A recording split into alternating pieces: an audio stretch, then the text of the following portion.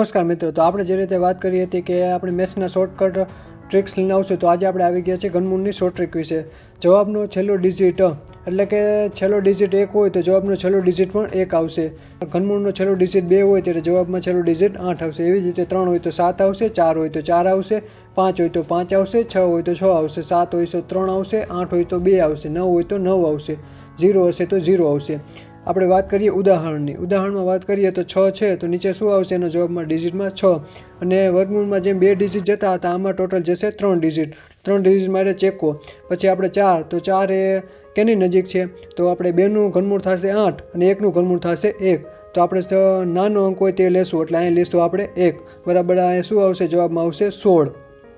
પછી બીજું ઉદાહરણ જોઈએ. બીજા ઉદાહરણમાં આપણે શું છે જવાબમાં છેલ્લો અંક છે 6 તો આપણે 6 લખી નાખ્યા, 3 ડિજિટ વયા ગયા. પછી 175 કયા ઘનની નજીક છે તો 6નો થઈ જશે 216 અને 5નો થઈ જશે 125. એટલે નાનો અંક કયો છે તો નાનો અંક છે 5, તો આપણે લેશું 5. હવે નીચે આવી જઈએ ઉદાહરણમાં, તો અહીંયા છે આપણે ઉદાહરણમાં 8, નીચે 8 છે તો આપણે શું લેશું તો 2. પછી અહીંયા 3 અંક ગયા. તો 51 કેના ઘનની નજીક છે તો 8નો ઘન છે 512, તો એ 512 એ 551 કરતાં નાના છે તો આપણે અહીં લેશું 8 બરાબર. અહીંયા જવાબ શું આવશે 82. હવે આપણે આગળ જોઈએ પોઈન્ટવાળા ઘનમૂળનું હોય, ઘનમૂળ કરવાનું હોય ત્યારે કઈ રીતે કરવાનું. પોઈન્ટવાળા હોય ત્યારે આપણે પોઈન્ટ પછી 3 આંકડા હોય તો 3/3 કરી એટલે કે જવાબ 1 આવે તો પોઈન્ટ પછી 1 આંકડો જવાબમાં આવશે.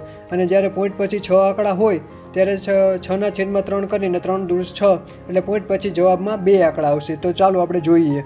અહીંયા 1 છે તો અહીંયા શું લખશું આપણે 1 એટલે 3 આંકડા ઉડી જશે. અહીંયા છે આપણે 68 અને અહીંયા એક પોઈન્ટ પછી 1 આંકડો એટલે અહીંયા આપણે મૂકી દઈશું પોઈન્ટ 68 છે કેનો ઘનમૂળની નજીક છે તો 5નો થઈ જશે 125 અને 4નો થઈ જશે 16 ચોકુને 64 એટલે 64 એ 68 કરતાં નાના છે એટલે અહીંયા શું આવશે આપણે 4. તો બરાબર અહીંયા જવાબ શું આવશે 4.1.